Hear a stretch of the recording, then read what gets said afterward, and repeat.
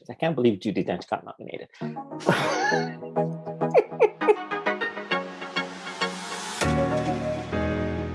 Welcome to a bonus episode of Sundays with Cate. We are going to talk briefly about reactions to the 2022 Oscar nominations. And my guest for this conversation is Izzy from Be Kind Rewind. Hello, Izzy. Hello. How are you? Thank you for having me. I'm doing wonderful. We just talked about Carol, but we're going to continue talking about the Oscar nominations. And kind of like, since this is a Cate Blanchett podcast, I just want to start with the fact that Cate was sort of up for a nomination. Not really. She got that SAG nomination for Nightmare Alley. And, you know, a lot of pundits were like expecting her to get nominated. I don't know why. But what has happened is that the two movies she had this year were both nominated for Best Picture. Don't Look Up and Nightmare Alley. So now she has been in 9 Best Picture nominees, which makes her the #1 actress with the most appearances in Best Picture nominees. So Cate, congratulations on that. You did it. You did it. Good for her. It's so funny because I think when I look at the Best Picture nominees, I don't really like this crop, but like I think Don't Look Up is definitely at the bottom of it, and Nightmare Alley is maybe in the middle. It's definitely the two. I love Cate, but they're not my favorites. Yeah, I definitely think she has peaks and valleys, and Don't Look Up might be in a valley. Yes, absolutely. But let's start talking with the category that she was up for. So the 5 women who were nominated, whose names are not Cate Blanchett, are Jessie Buckley in The Lost Daughter, Ariana DeBose in West Side Story, Kirsten Dunst in The Power of the Dog, Angelou Ellis in King Richard, and the surprise was Kate's Notes in a Scandal co-star, Judi Dench in Belfast. So Izzy, I was sort of heartbroken by this category. They announced it first, and my strategy with these Oscar nominees, because the Oscars always break your heart. So my strategy this year was like, I'm going to just concentrate on one nominations that I really want to happen, and I'll forget about anything and it won't matter. But the thing is, the nomination that I really concentrated on was I wanted Ruth Negga to get nominated for Passing, and she was not. And she should have been. Yeah. I should give this little disclaimer to the listeners out there, which is that I have not seen like half of these movies. So when I say something is the best I saw, it is with the caveat that it is the best among the half that I've seen. Yeah. But what I will say is that of the past year, I was very underwhelmed by a lot of performances, but Ruth Negga's performance in Passing was by far my favorite. It made me so excited about her as an actress and how she's growing and like all of the roles that she is going to get in her future. Like I wanted to see her as Blanche in Streetcar. Like after I came out of that movie, I was like, you need a hefty, like you're incredible. And I, like you, was truly devastated that she wasn't getting the attention she really deserved for that. And this is sort of like my frustration with the Oscar. And we just talked about Carol, which is a movie that is about the internal lives of women, and it was famously not nominated for Best Picture. And I think Passing is like takes that and doubles it, because it is a movie like Carol about the internal lives of women, in this case, 2 other women, just like Carol. But also it's about Black women. It's about this concept of passing. It's about women who may be queer. So it's all things that the mostly straight male Academy does not respond to. Like, I think I was talking to a friend of mine, Valerie Complex, and she was like, I'm very happy queer actors were nominated this year, in Kristen Stewart for Spencer and Ariana DeBose for West Side Story. But I was like, they are playing archetypes. One of them is literally an angelic mother figure. That's Diana Spencer. And the other is a woman mourning her man. So the actors are queer, and congratulations on the nomination, but they are playing complete archetypes that the Academy always responds to. Absolutely. I mean, not to mention that Ariana DeBose will likely win for the only other role, or the exact same role that the only other Latina to have ever won in that category. Yes. won for, which is like, oh. Yeah, the Academy. Except for Lupita Nyong'o, who was born in Mexico. So I guess that counts as well. So second win. Yeah, but you're right. Like they can't. Their imagination is so limited that they can't actually even think of anything except nominating the same character again in a remake. Yeah, it's kind of depressing, actually. The one nomination I was happy for here is Kirsten Dunst. Like I have to say, I love Power of the Dog. It's my favorite movie of the year, give or take passing. I love Jane Campion. But I was sort of underwhelmed by Kirsten Dunst in that movie. I think she played there were sort of like two things happening to that woman. One of them was she was drunk or a drunk. I don't think she really convinced me she was a drunk, but she played the depression well. So to me, that's why I didn't respond to that performance. But she is someone who has like a big, huge filmography. And so it's time. So from that perspective, I'm like, yes, go for it. She should be nominated. I kind of like to think about her nomination and Kristen Stewart's nomination in tandem. I haven't seen Power of the Dog, so I can't really speak to that. But I think like Kirsten Dunst seems like one of those actors who is sort of seen as not being prestige because she started as like an object of aspiration for teen girls. Right. So like, I mean, I think Kristen Stewart still has this problem, like, getting Twilight off her back for some people, and a lot of people who are just like, she's not a good actress, which is not an informed opinion, in my opinion. Yeah, totally. But with Kirsten Dunst, I think it's kind of similar. Like she's been doing this very interesting indie work for a really long time. And like Melancholia is like one of the best movies performances ever. And it's kind of surprising that we're just getting around to this now. But I do think I think the timeline has sped up a lot. So like Kristen Stewart isn't going to have to wait the same number of decades that Kirsten Dunst is, you know what I mean? But and obviously didn't because she's here too, but like, it kind of just sucks that it's taken this long to recognize her, given her body of work. Yeah, I think we're both not really fans of Spencer. I'm a fan of Stewart, but I'm not a fan of Spencer. I think Spencer is a lot of twirling with no substance. Yeah. That's basically how I feel. I mean, not to like talk about Deborah Carr for the 8th time, but like there was 10 minutes of Spencer that was just the innocents. And I was like, I love this. If this were the whole movie, if you just made this movie a horror movie, I'd be so down. Yeah. And like about her isolation and like feeling trapped and stuff. But it just becomes an episode of The Crown to me in a way that I was like, I'm done.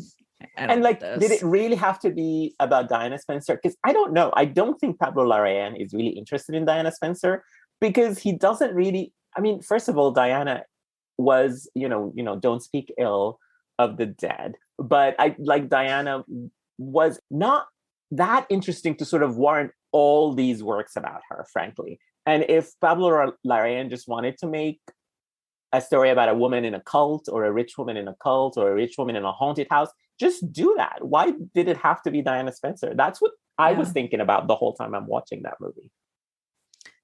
Yeah, I'm not sure. I mean, it made me want to rewatch Jackie for sure, because I remember I've only seen it once and I remember really liking it. And so I am curious. I'd love to see how that holds up. Yeah, I like Jackie, but I have to say with Spencer and the miniseries he did with Julianne Moore called Lizzie's Story, I've decided I no longer like Pablo Larraín. I think he's just not for me. We are severing our relationship. I used to think he's a director I like. Now I don't. So wants what Todd Haynes has. Yes. But since we're talking about the Oscars, joining Kristen Stewart in Best Actress are Penelope Cruz in Parallel Mothers, Nicole Kidman in Being the Ricardos, Olivia Colman in The Lost Daughter, and Jessica Chastain in The Eyes of Tammy Faye. So the less we talk about Being the Ricardos, the better. The only thing I really, I don't want to be negative, but the snub that I really loved was that the fact that Aaron Sorkin wasn't nominated for a screenplay. Yeah, I know. I mean, yeah, I'll leave it there. The one thing I'll say about Nicole Kidman is a great actress. When this movie was sort of earmarked for Kate and she had creative differences with Aaron Sorkin and she left. And I'm happy she left because I don't have to care about being the Ricardos or talk about it that much. But I'll just say that I didn't get Lucille Ball. Like, Lucille Ball is the entertainer to end all entertainers. And Nicole Kidman's interpretation of her is just like some businesswoman. She was very subdued. And I'm like, where is Lucille Ball in this performance? I mean, I do think one of the things that was interesting about that movie, not necessarily that it achieved this, but that it was trying to tell the difference between Lucille Ball and Lucy, right? Like the difference between the woman that we like think of as this amazing comedian and like who she really kind of was behind the scenes, which is like a little bit of a bitch, which is, I mean, totally fair. And I don't mean that in a qualitative or judgmental way. Just like, she's assertive. She's a boss leading her own company. Like she's going to get shit done. That's just how you have to be.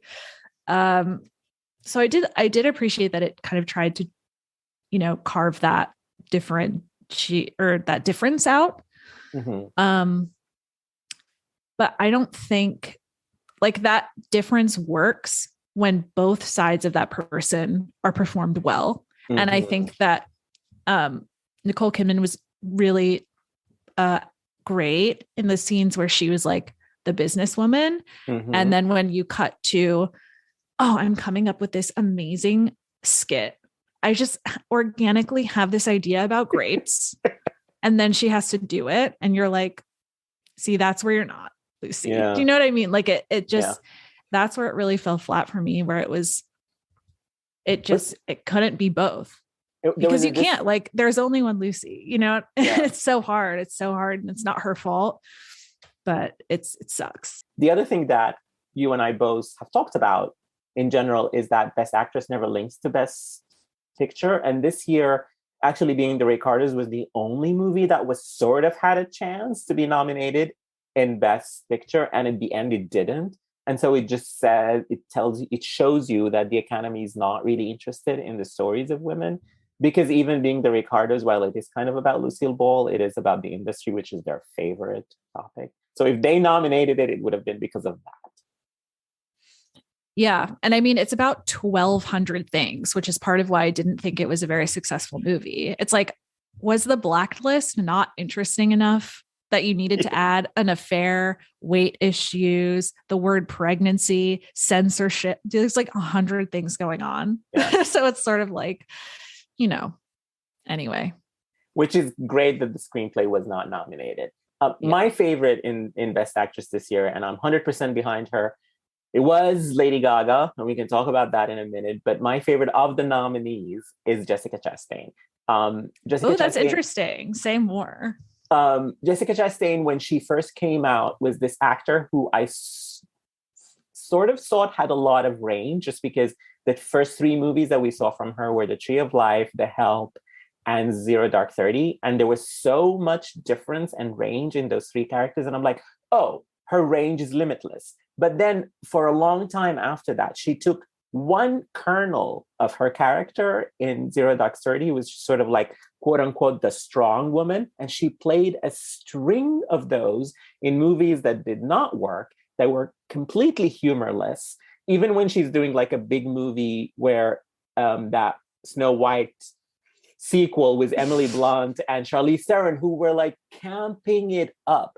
She was so serious, as if she was doing her interpretation of Joan of Arc. And I'm just like, what is this? What has happened to all that vivacity and humor and range that you showed in the first three movies? I think with Tammy Faye, she brought it back. With Tammy Faye, she showed somebody who is, full of life and a big it's the sort of character I like. She's performing Tammy as Tammy is performing her persona. And she gave her a lot of heart. Like, I never thought I would feel so much for a televangelist who sort of she's kind of a dubious character. Like, even though the movie sort of from her point of view and it's trying to tell us it was not her fault or whatever. But I think the performance brought all these things out. And for that, it's my favorite of these five. I think it's not a great movie, but I love the performance. I think you're right. Totally. So I was very similar. I was like very much captaining the Jessica Chastain stan ship in 2013. Like I was obsessed because, and truly, I don't think we've seen an inaugural year from an actor that strong in a really long time. Yeah. Like it's very extraordinary.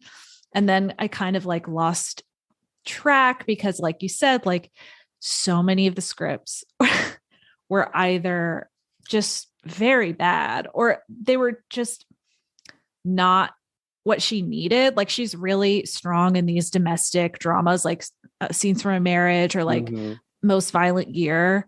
Those are all, that's really stunning work from her. But it's like, why are you an X-Men? Like it just didn't make sense. And so now that she's getting into producing, I mean, you get this, but then you also get 355 or whatever, which I haven't seen, but yeah, I don't think we need to see that. Yeah.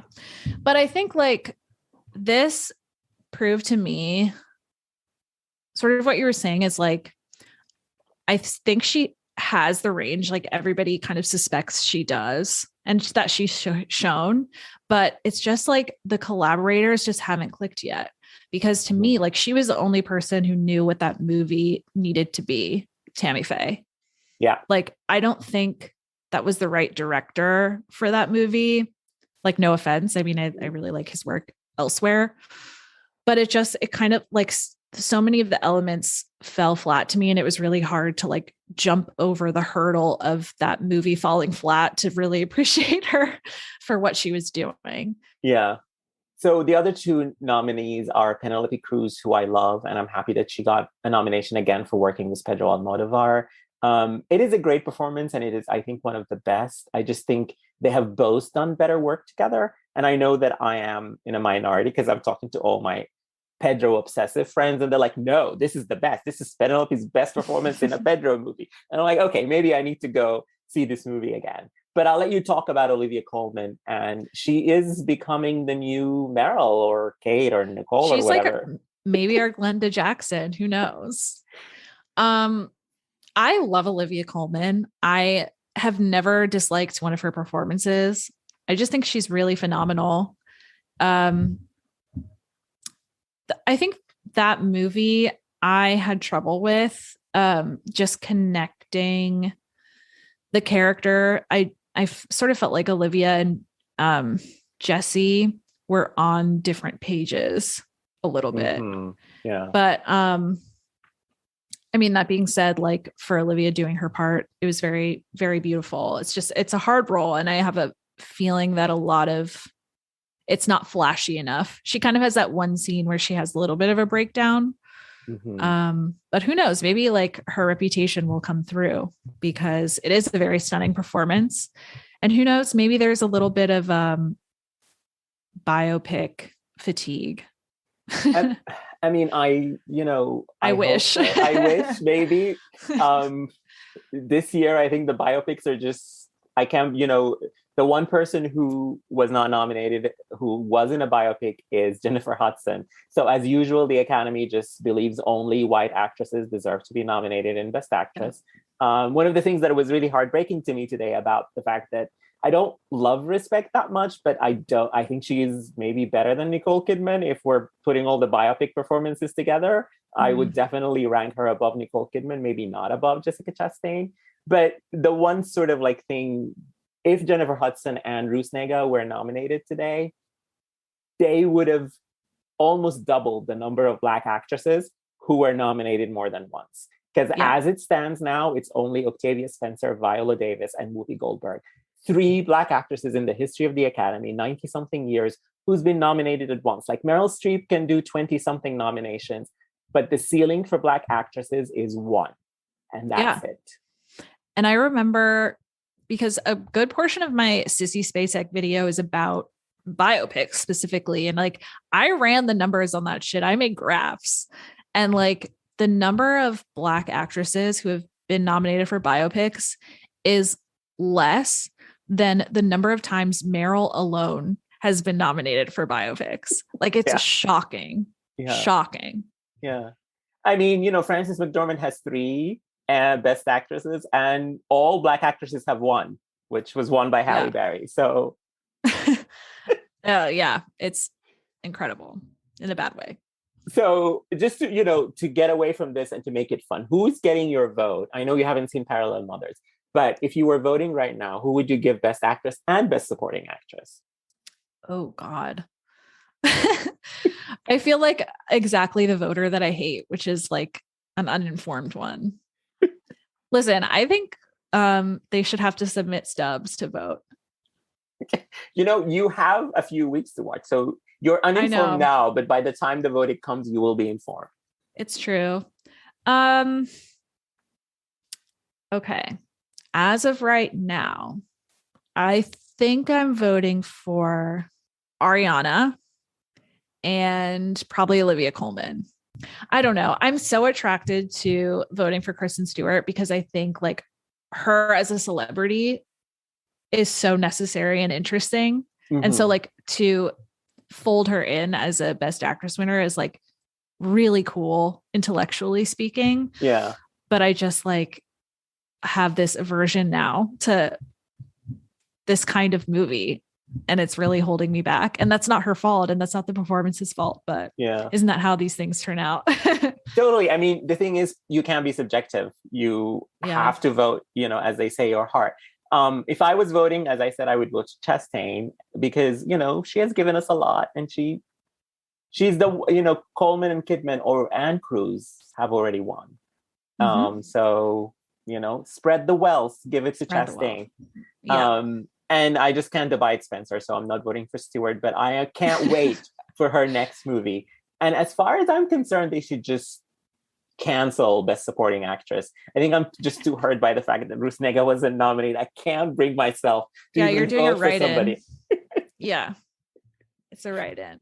So Izzy, let's briefly talk about the men. We have to talk about men, but that's okay. I think I was very happy that Jesse Plemons got nominated for The Power of the Dog, especially that he and his wife get to be nominees together in the same year. And their co-star, Cody Smith-McPhee, was also in Supporting Actor, Troy Koster in Coda, J.K. Simmons in Being the Ricardos. Every time I mention Being the Ricardos, something comes into me. I'm possessed. Sadly, that is like that and Coda are the only things I've seen out of the men, which shows you how much I pay attention to them. Yeah. We don't have to. It's a very boring character. The other nominee is Garen Hines in Belfast. I think it's a very boring sort of nominees there. But Jesse Plemons, in my book, he gave the best performance in The Power of the Dog. He didn't have as much as the other three. All four were nominated. He didn't have as much as the other three, but his moments were just more impactful to me. I think he's a great actor. And this is sort of like, I think he's welcome to the club. And I know he probably reminds me of Philip Seymour Hoffman just because they kind of look alike. He did play his son once, but he's sort of like that actor, like a Philip Seymour Hoffman or a Michael Shannon, who's sort of like such a great character actor that you can see him chosen by so many amazing directors and given so many different roles that I think we are going to be watching him for like the next 30, 40 years. He's just perpetually reliable. Yeah, absolutely. And he will get many nominations. This is the first of many. Mm-hmm. I like Cody Smith-McPhee a lot too.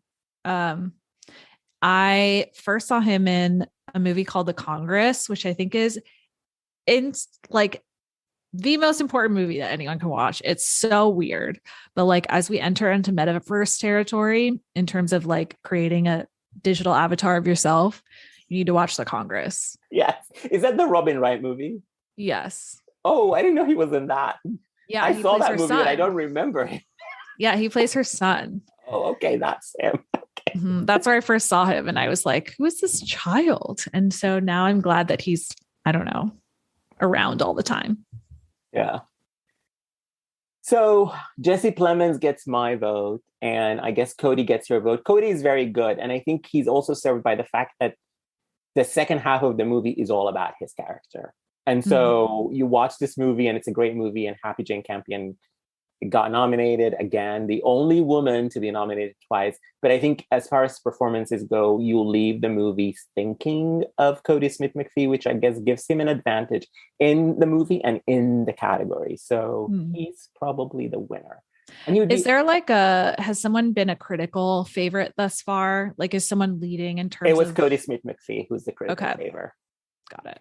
And I think the industry really likes Coda. So Troy Koster is his runner-up or competitor for the win. Got it. And so let's talk about the other actor category. Best Actor: Andrew Garfield in Tick, Tick, Boom, Benedict Cumberbatch in The Power of the Dog again, Javier Bardem being the Ricardos, Denzel Washington in The Tragedy of Macbeth, and Will Smith in King Richard.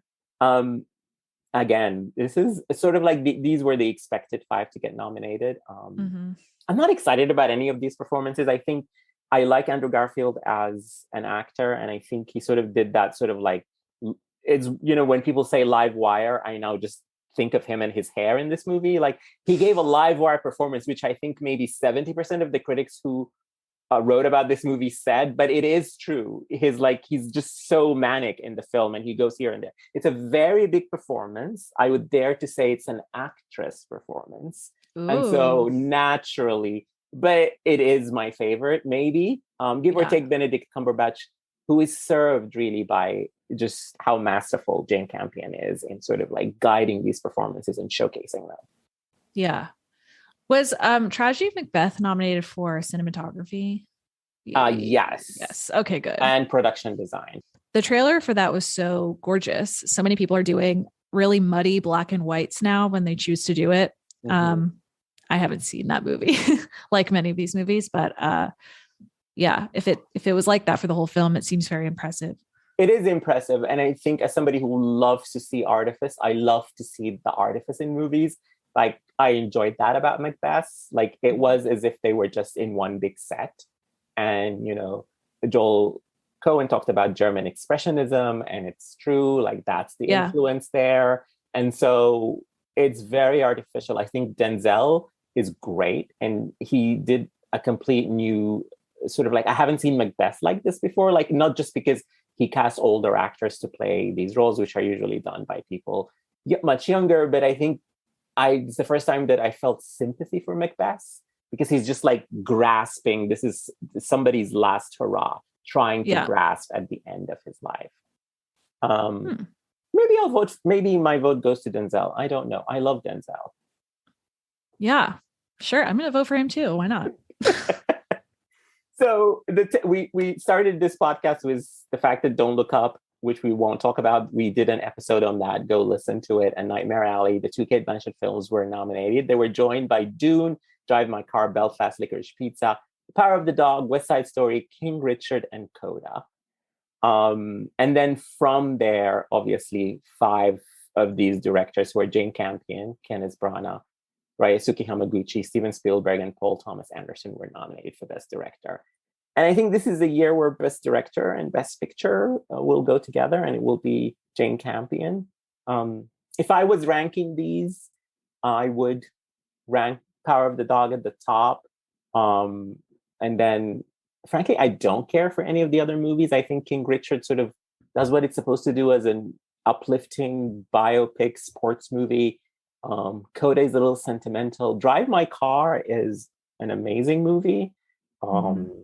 And it's sort of one of those movies that you just, it's 3 hours long, but it washes over you. So I think that's the accomplishment for me, the one that right behind The Power of the Dog here.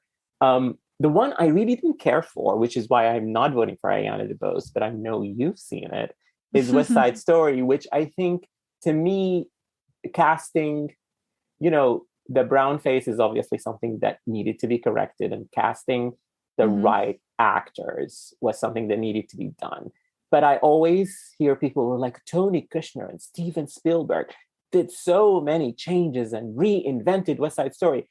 But I think all they did was write that character for Rita Moreno, and they didn't make enough changes. They were so beholden to the text that I felt like I already love the score, and the music, and what have you done?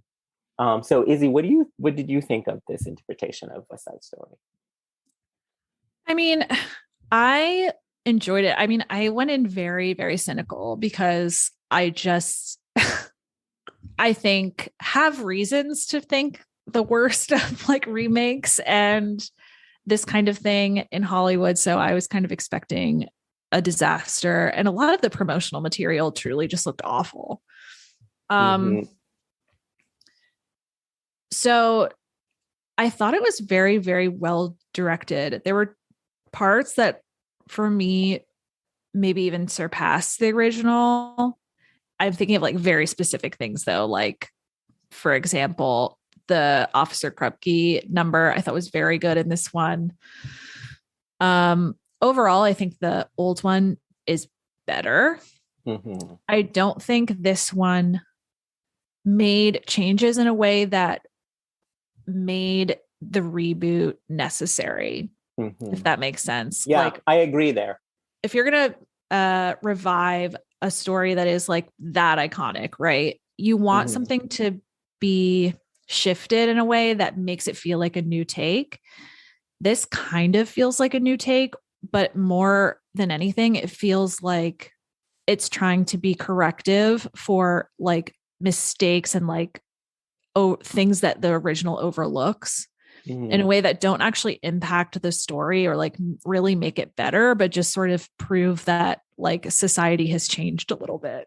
Do you know Mm. what I mean? Like they were Yeah. just kind of trying to add context or cultural signifiers that I think are really, really important, but ultimately like don't really shift the story or add anything new. And the fact that they're coming from these two like white filmmakers also kind of Mhm. makes it seem a little strange. Yeah. Um, I think there's just like a huge amount of hubris that goes into trying to tackle this story specifically as like your first musical. Not only that it's like iconic, but also like famously bad at portraying a culture that is not yours. Like, Yeah. And so you go and it's do it kind of again. strange. Yeah, so Yeah. you do it again. Like it's very strange. And I know that they put in the work or whatever, but I just don't, it reads strange to me now, like in 2022. Yeah. Um, so I don't know.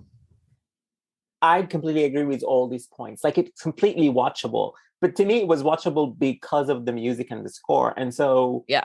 I just end at that point exactly why was this necessary and why was it done by Steven Spielberg and Tony Kushner? Like I I don't get think my favorite review of it, which is actually just a headline, and I think it's from Vulture, was do you like West Side Story? Then you'll love West Side Story. it. Yes. Which is like that's it. You know, it's like Yeah. if you like loved it, it's because you love the show already. Yeah, And exactly. it was like smartly directed, and there were definitely things that like prove obviously how literate Steven Spielberg is as a director. Like, Hmm. of course. Yeah. And that's not easy, especially if you've never done it before, but it's just like, okay. I think it's easy to like overlook it because it feels familiar, basically. Yeah. And I mean, they didn't fix the problems. Like the problem with West Side Story, besides the brown face, was that the two leads are boring. They're still boring. The most interesting character is Anita. It's still Anita. Like, how, Mm-hmm. why couldn't you? They were so beholden to the text. They were so sort of in reverence to it that they didn't actually make any radical changes. Like, fix the problems. Like, there are Yeah. problems in West Side Story. One of my friends, I was on his podcast, we were talking about it, and he came up with the suggestion like, if the whole thing had been rewritten to be from Anita's perspective, it would have been fucking amazing. And that's how, like, that's a great idea, you know, just Yeah. like completely shift the framing of it um, in a way that can like give a new perspective on that. Because it's so, I mean, if you think about like Anita selling out her friend in the end is wild. And like, I want more insight into that. I would love to know Hmm. like what she goes Yeah. through, knowing what happens later, or, you know, what happens to her as a result of nearly being raped. Like Yeah. that's all stuff that you could really mine for a new take on it. Yeah. And they didn't. Sort of my biggest bone to pick with the Mm-hmm. Academy is that they failed to nominate Lady Gaga. And not because I think the performance is the best of the year. I think it's a very worthy performance, and I think it's probably better than at least two in the category. But the reason I am most mad at the Academy is that the House of Gucci press tour has now ended. We are not. It's true. It's so sad. We're not going to get any more interviews with Lady Gaga. She's not going to tell us about the flies that Patricia sent her, or how she gets drunk on the prop water, or Stanislavski, or all these things. So let's raise a glass to the best press tour of like the decade. Like, I would enjoy it every minute. I enjoyed the press tour as much as I enjoyed the performance. I truly was gunning for her because I have so much to say about what she was trying to do, whether consciously or not, on this press tour, that I think is like absolutely fascinating. And like it is essentially a parody of campaigning is what she was doing. And like, I don't think that she was necessarily doing that on purpose. Maybe she idea of like the things that she emphasized and like the moments she tried to make are so telling of like what people think campaigning is and like what purpose it serves. It's honestly so fascinating. And I just think the reaction to her is also just something that reminds me so much of the work that I do on my channel, because I spend a lot of time parsing through reactions to very big attention-seeking women. And like, when I look back on how people responded to like Cher trying to act, or, you know, not trying, like actually acting, or how like people responded to Elizabeth Taylor's behavior, or like how, you know, big-headed these women could be, or how quote unquote narcissistic they were, or like self-serving. It's the same thing. It's like people love to look back and be like, haha, Elizabeth Taylor did that. Like, that bitch, she really went there. She did XYZ. And then when they see Gaga doing something, they're like, ugh. You know, it's like, we're not immune to the same types of reactions that these kinds of women's have always gotten. And it's so interesting to see that play out in real time. It's like, do you really want to be the person that was in 1988 being like, Cher's not an actress? Like, shut up. Like, yeah, like maybe she didn't give the best performance that year, but like, you look like an asshole. Absolutely. Like, so just stop. And people have this sort of reaction to Gaga that's just like that. And I frankly, she gave a great performance. I love that performance. And I think she's doing a lot of work to live that movie. And I think she's somebody like, as the press tour, I think she's very serious in that press tour. Yes, it sort of comes out as a parody, but she's very serious, and she's trying to tell us she's serious by talking about Stanislavski. But if she had talked about Elizabeth Taylor, I think maybe she would have endeared herself to more people, because I think she is giving an Elizabeth Taylor performance. She is giving that sort of bigger than life star performance, that she fills the frame with the performance. It is absolutely a wonderful performance. My tweet when I left that movie was that she's giving a late Elizabeth Taylor performance. Like, it's like a little unhinged. Yeah. But it's fascinating, and it's attractive because it's big, you know. That doesn't make it bad. It just means like it's a different kind of acting, and we're so obsessed now, and she kind of is obsessed in a way with like disappearing and like being similar to, especially in biopics, the original figure. So that if someone is big, or someone like tries or achieves a different kind of acting, it's like, well, that's not acting. That's bad. Yeah. And it's not. Yeah. And she's trying to sell herself as the latter because that's what people want. Even though like what she achieves there is not something that like Kristen Stewart could do. Like, Kristen Stewart can nail Diana's accent in a way that she can't nail Patricia's, but like, who's imitating Kristen Stewart? Like, we're all obsessed with the way that she performs Patricia. Like, it doesn't matter how real it is. And like that, the fact that she can achieve like that kind of like other like strange performance is more interesting to me. Yeah. It doesn't mean that it's better. Like, it's just way more interesting. Yeah. And I think, acting is always an approximation of the truth, and people sort of love the minimalist, sort of like, oh, it's real. But I think the acting I respond to, which is why I did this podcast, is, and that I talk about a lot with you and with others, is the theatricality in Kate's performances. But I think Gaga takes it even a lot more in that you just can't take your eyes off her. I don't think she got the psychology of Patricia right, but who cares? She was completely watchable at every moment. I was just watching her because every time she moves left or she moves right or she says something or she crosses her heart, I was just like mesmerized. And that is the definition of a star. And you know that when she's out of the movie is when it lags. Yeah. Like her presence improves the film, which isn't something that you can say for a lot of actors. And to be honest, I think just like the fact that she is behaving like a movie star is just great, because so many people are like afraid of their own fame or try to temper it or like pretend that they're normal, and they're not. And Lady Gaga is not pretending like she's some girl next door, because she's not. It's like Joan Crawford said, if you want the girl next door, go next door. And I am just obsessed with like her twirling her big purple dress and like, seemingly making Adam a little uncomfortable on the red carpet. Like, it's so funny. And it's like, we need someone to shake it up like that. And it kind of sucks that's over for at least for this year. Yeah. So the Academy deprived us of 5 more weeks of the wonderful Lady Gaga and her antics and theatrics and her wonderful press tour. And for that, you get a big lump. Who's going to watch now? That's true. The stands will turn out, and that's the other thing is like Gucci. If you're talking about how to measure a movie star, like that's one of the better performing films of the year. That wasn't Spider-Man, like people showed up for her in that, at least in that first week. I think the drop off was pretty steep, but no, it made a lot more money. It was one of the very few real hits this year. Yeah. And that's star power. Yeah. So. And the Oscars have deprived themselves of this star power. So Izzy, thank you so much for talking to me about the Oscars. Thank you. Thank you for letting me vent about Gaga. Yes. I think we both are fans of Gaga.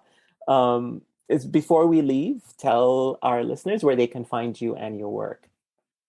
Yes, you can find me at Be Kind Rewind on YouTube, where I do video essays. I'm BK Rewind on Twitter and BK_Rewind on Instagram. And you have to go follow the BK Rewind YouTube channel for Izzy. If you love this conversation, you'll find lots of amazing work that Izzy does on that YouTube channel. And you can find me on Twitter at ME_says, and follow the podcast on Twitter and Instagram at Sundays with Kate. And until next time, thank you for listening.